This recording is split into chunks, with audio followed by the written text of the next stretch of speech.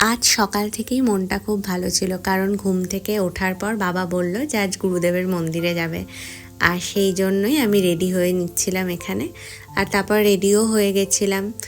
দমদম থেকে যাদবপুরে যেতে হয় এই মন্দিরটা যাওয়ার জন্য। তো আমরা সেই মতো দমদম থেকে যাদবপুরে ট্রেনে উঠে গেছিলাম, আর তারপর একটা অটো, আর অটো থেকে নামলেই যাদবপুরের এই মন্দিরটা। আর দেখো এই মন্দিরটা কি বিশাল বড় আর এত সুন্দর। এখানে গেলে মানুষের মন এমনি ভালো হয়ে যাবে, মানে আমার মন তো খুব ভালো হয়ে যায়। আর এটা হচ্ছে আমাদের গুরুদেব।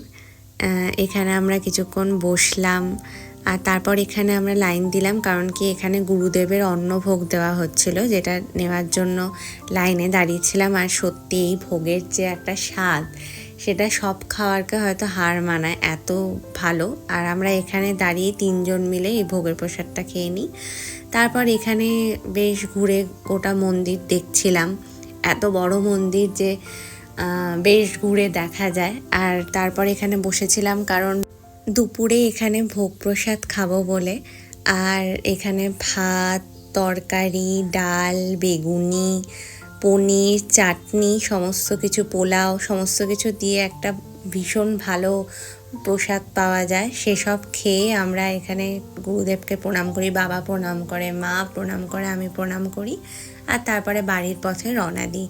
আর এইভাবে আজকের দিনটা